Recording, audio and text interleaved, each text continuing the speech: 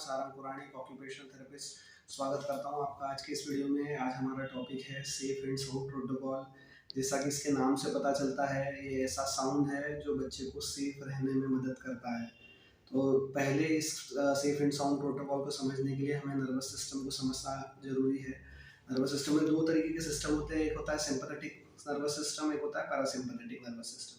हमारे ब्रेन का सबसे मुख्य काम है अपने आप को सर्वाइव करना, अगर किसी तरीके से अपने आप को बचाना, ये उसका काम है। तो जब जब उसे खतरा महसूस होता है तो हमारा सिंपैथेटिक नर्वस सिस्टम स्टार्ट हो जाता है। तो जैसे इससे हमारी बॉडी का टेम्परेचर बढ़ जाता है, ब्लड प्रेशर बढ़ जाता है, हार्ट बीट बढ़ जाती है, हमारा गैस्ट्रिक पार्ट जो है वो ज़्यादा एक्टिवेट हो जाता है, यूरिनेशन होने लगता है, सलाइवा मुंह में मतलब आने लगता है, पर्सन घबरा जाता है, उसे पसीना छूटता है, एक ऐसी स्टेट जिसमें वो स्ट्रेस या टेंशन में रहता है। तो इसे हम सिंपैथेटिक नर्वस सिस्टम कहते हैं। और पैरासिम्पैथेटिक नर्वस सिस्टम ठीक इसके उल्टा होता है, जो बॉडी को रिलैक्स और एक काम स्टेट में रखने में मदद करता है।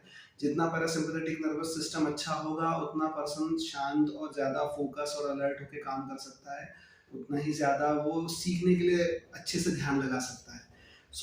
ये प्रोटोकॉल में म्यूज़िक दिया जाता है हेडफोन्स के थ्रू, हमारे कान के मिडिल ईयर के जो मसल्स हैं उनके थ्रू स्टिमुलेशन दिया जाता है और वेगस नर्व को स्टिमुलेट किया जाता है। और वेगस नर्व का काम ही है पैरासिम्पैथेटिक नर्वस सिस्टम को एक्टिवेट करना। ये नर्व हमारी बॉडी के अलग अलग जगहों पर सप्लाई करती है, जैसे कि आप इस पिक्चर्स में भी देख सकते हैं। इसके अलावा फेशियल नर्व पे काम करती है, जिससे कि बच्चा ज़्यादा एक्सप्रेसिव सोशल कम्युनिकेशन करने में बच्चे को मदद मिलती है। तो आइए अब इसके बारे में और चीज़ें समझने की कोशिश करते हैं। जैसे ऑटिज़म के बच्चे या स्पेशल बच्चे, कोई भी जिनका डायग्नोसिस हो, वो हमेशा बहुत सारी नेगेटिव परिस्थितियों से गुजरते हैं, नेगेटिव एक्सपीरियंसेस से गुजरते हैं।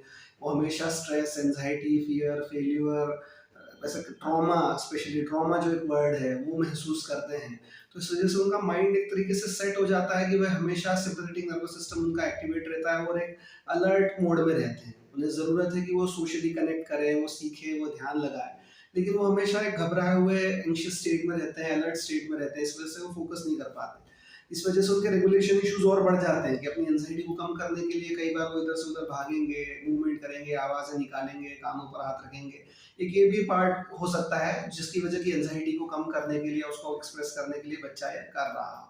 तो बच्चे को एक्चुअली ज़रूरत होती है कनेक्ट होने की, कि वो नीड फॉर कनेक्ट है, लेकिन वो हमेशा नीड फॉर अलर्ट में रहता है। कैसे अलर्ट मोड में रहता है, जहाँ की वो ज़्यादा फोकस रख सके, उसे ऐसा लगता रहता है कि पास में बहुत ज़्यादा खतरा है या कुछ दिक्कत हो रही है, इस हिसाब से उसको रहता है। एसएसपी एक्टिवेट करता है पैरासिम्पैथेटिक सिस्टम को। इसके अलावा ये हमारे सिस्टम को रीसेट करता है। जैसे जो अनसेफ पास्ट है, जो पुरानी यादें हैं, या जो हमारा नर्वस सिस्टम तैयार हो गया एक तरीके से, पुराने जो भी उसको एक्सपीरियंसेस आए हैं, जैसा भी उसने झेला है पिछले कुछ टाइम में, वो उसी में रहता है। तो उससे अनसेफ पास्ट से वो सेफ प्रेजेंट में लेके आता है और ब्रेन के इस सिस्टम को रीसेट करता है ताकि बच्चा सेफ महसूस कर सके। एक 15 आवर का प्रोग्राम है, जिसमें 5 आवर के 3 प्रोग्राम होते हैं। पहला प्रोग्राम है कनेक्ट, जो वार्म अप और फैमिलियर करता है बच्चे को और उसके सिस्टम को इसके साथ में सेटल होने के लिए समय देता है। कोर, ये सबसे मेन प्रोग्राम है, जो बच्चे के नर्वस सिस्टम को एक तरीके से ओपन करता है, एक्सरसाइज कराता है, उसे बिल्टअप करता है या वेकअप करता है, उसे जगाता है। और तीसरा पार्ट है बैलेंस। इसमें जो ब्रेन ने अभी तक स्टिमुलेशन लिया है कोर से, उस सिस्टम को ये एनहेंस करता है।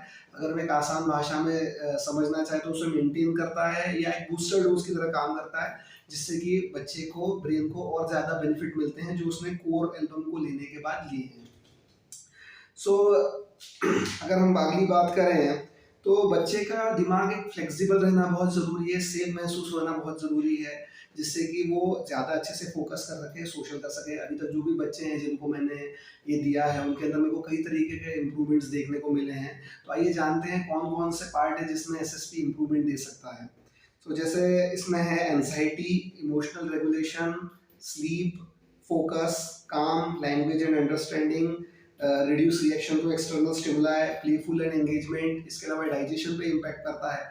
तो अगर जैसे जहाँ जहाँ वेगस नर्व्स वर्क करती है, जहाँ जहाँ वो सप्लाई करती है, उस पार्ट पर डेफिनेटली इम्प्रूवमेंट होने से बच्चा ज़्यादा अच्छे से लैंग्वेज, अंडरस्टैंडिंग, अपनी स्लीप, अपनी डाइजेशन, अपनी एंजाइटी या हर तरीके का जो फियर उसको होता है, उसको कम करने में मदद करता है। आज के वीडियो के लिए इतना ही है। आपका बहुत बहुत धन्यवाद। मिलता हूँ मैं आपसे अगले वीडियो में।